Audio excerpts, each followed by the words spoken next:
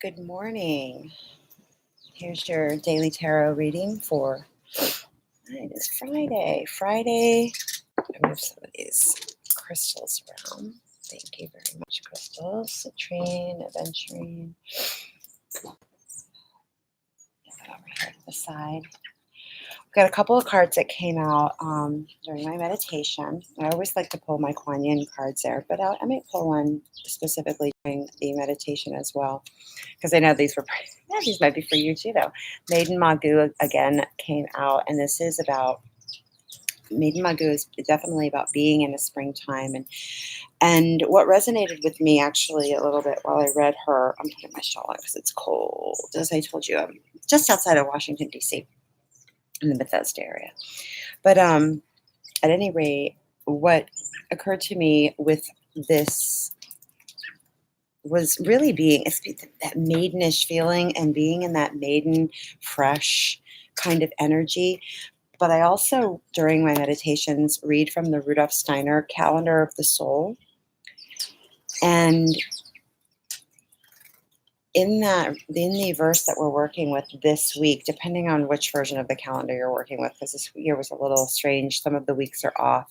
It talks about really holding on to, even though creation is calling at this point in the northern hemisphere for everything to go to sleep, it's actually about cultivating that sun within and moving it forward as we, really cultivating that now, particularly before we're hitting those really solid, clear winter months.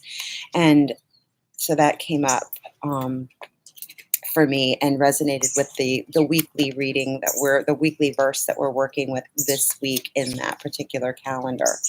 And but also this also speaks about part of what we do in winter is like taking that sun of the summer, as we've just passed the equinox, which has been really important, but taking that sun of the summer and utilizing it to illuminate the darker parts of ourselves, whether or not it's actually winter or not, but not going to sleep, like steadfastly looking at it, looking at the darker parts of ourselves and actually cultivating. I'm just going to turn this a little bit, cultivating those darker parts of ourselves to integrate them into and understand and integrate them into a way forward.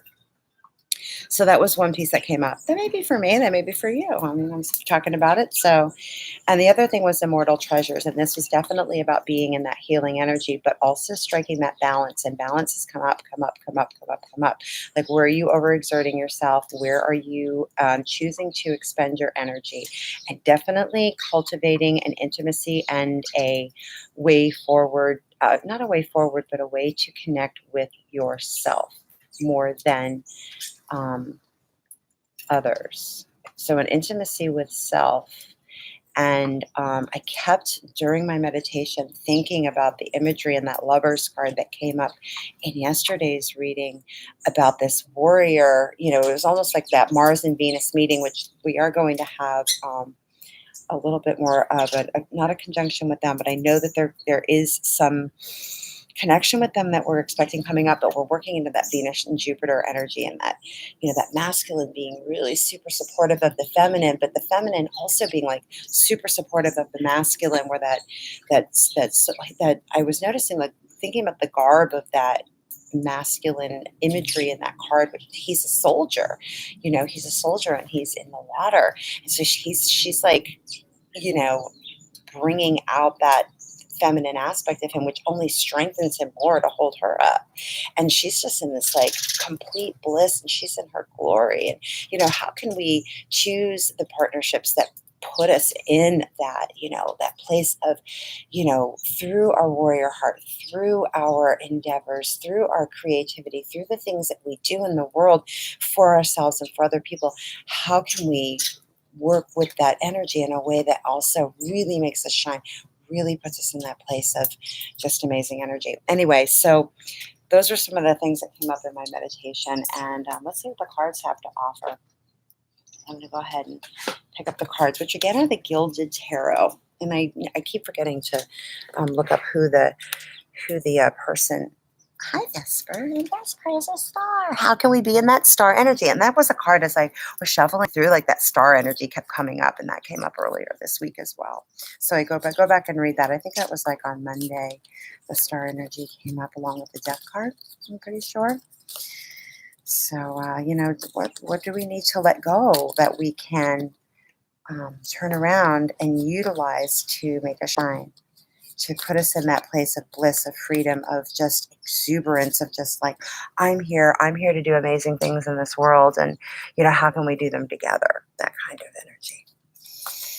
All right. So, what are the cards that offer us today to work with on this beautiful Friday, September 27th, 2019?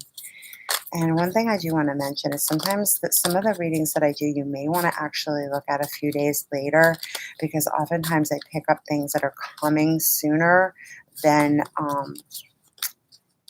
what is going on in the moment for a lot of people. So if that's true for you, go back and look at it. We've got one card that's actually flipped over, and it's the Ace of Pentacles was weirdly up in the deck. So I'm going to go ahead and take that because it caught my eye, and that green color was one of the crystals I was working with. I have this malachite that I'm working with right now, and also this other stone that I'm not positive what it is, but it's this super deep green. So I'm going to go ahead and take that Ace of Pentacles. It's a great place to start. What is the energy that can put us in this Ace of Pentacles? We've got a moon behind it, which we've got our new moon coming up. So we're in the dark moon right now. Meditate on the things that you do want to release. There's a couple of other cards. Oh gosh, and the Star card came out. That Six of Pentacles came out again. And the Empress card came out. So we're going to take all of those. Are there any other cards that want to come out? I think I'm just going to look at the bottom of the deck, and we're going to go with that. And that's the Six of Cups energy. And the Nine of Swords. So we have a lot of different fun things to work with today. But again, I'm being drawn to her, and that imagery of that Lover's card, and I'm going to go ahead and find it. I'm surprised it didn't come out today, but that might be just something I'm supposed to work with. Who knows? So this one's flipped upside down. Let's turn that right side up. It didn't come out, so I'm not going to. Anyway, go back and look at yesterday's reading. Oops. Somebody's fire alarm is going off. Sorry about that. Oh, actually, it was right at the top of the deck. It was one of the cards that was going to come out next. So I guess we are going to take that one. All right. So, yeah. She's in just this amazing state of bliss. Continually that imagery came up, the dolphins that came up. I was really struck by the differences in the clothing they're wearing, which somehow work together really, really well, but yet are completely different. He's clearly a warrior. He has the strength to hold her up. And he's also kind of holding her back a little bit. I didn't notice that before, but it's almost as though he's trying to keep her a little bit from flying off completely. So, to create that balance. But, sometimes that can feel really super restrictive, and it's like he doesn't really quite want her to go. So today I'm really noticing that, which I didn't notice it yesterday. So, that's an interesting aspect. So let's look at all the cards. Ace of Pentacles came up first. Empress, card of abundance, card of mastery, also holding the symbol of Venus. So I think Venus and Jupiter are conjunct today, and then we are approaching that new moon. So we're in this great place of this kind of abundance. And actually, I think that is Venus in the background behind her. And gifts, and where do we want to put our energy? Do we want to go so hard and just go into our bliss that we're going to fly off into the ether and we aren't that connected to the people around us? Or are we just going to allow ourselves to go and let that happen? You know, what is it about our relationships, our partnerships that actually do hold us back? And are we okay with that contract? Something to consider. So the Ace of Pentacles is not only to me, this is also like earthly love, or things that we love on this planet. Things that are of the greatest value. We're being gifted with that today. Feel where in your life this kind of abundance, this Ace of Pentacles, like, having it all was one of the titles I used for one of the videos earlier in the week. Where are we in this place of abundance? And, there's not a lot going on in this card. We have a very playful ferret in this card, and, all this green, the moon behind it. This is a time of cultivation, planting the seed. This is one pentacle here. Where is the seed that we want to plant that is going to yield this kind of abundance? The Empress, mastery, sovereignty. She's not just a queen, she is an empress. And not that just a queen is a thing, but, something to poo-poo. But this is the number 3 card. This is also messages. One of the things I noticed in the numerology on the Kuan Yin cards was the fact that the 14 and the 16 added up to 30. So again, we have that 3 messages, divine trinity, that synchronicity, that geometric beauty of the number 3.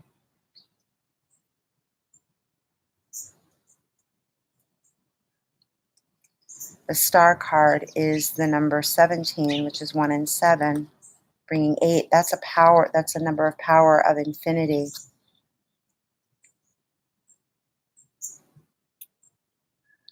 And if you add the 6 of Pentacles, which came out with this card, these two add up to 24.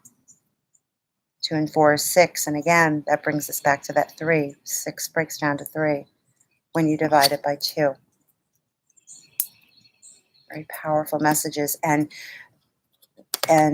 powerful numbers, excuse me. And that 3 is the number of receiving individually, but yet, yes, working together.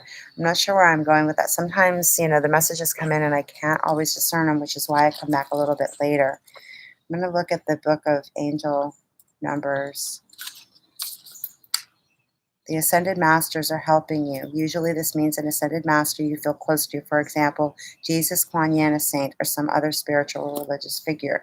This is someone that's helping you. But again, I just question this in terms of the relationships that you are. I was really drawn to the fact that he's holding on to her wrist in that card.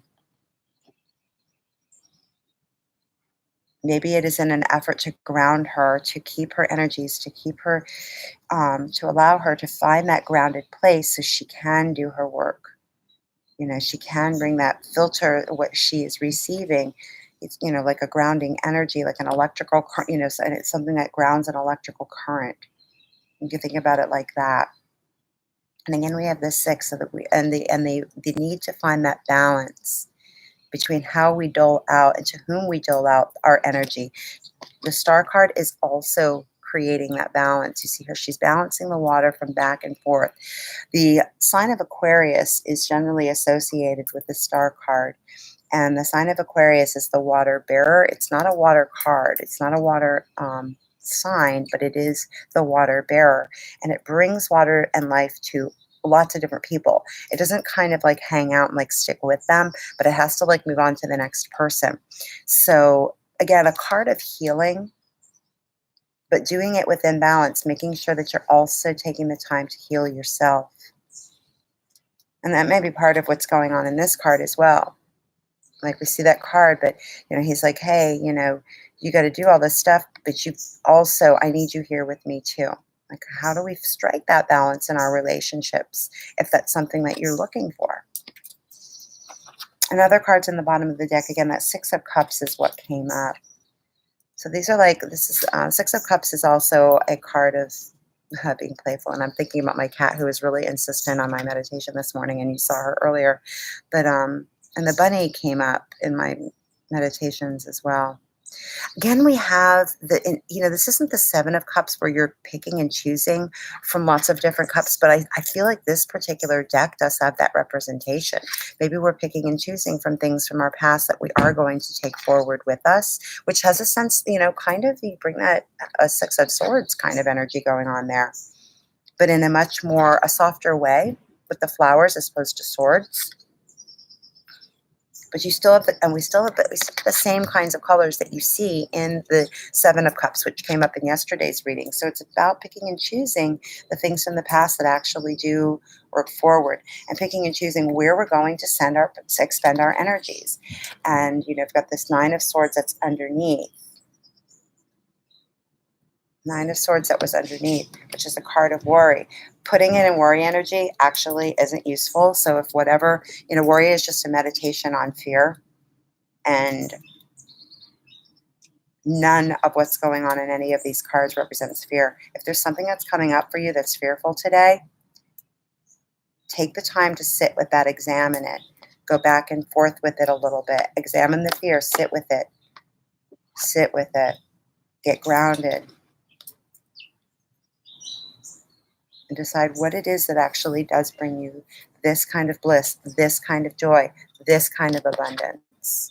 All right, so I'm going to leave it at that, and I will continue to kind of meditate on the cards as I move forward with my day. I hope you do too, and I look forward to, if you have any comments, put them in the box below. The description is there. This is a general reading. For personal readings, my email is below as well. Have a great day.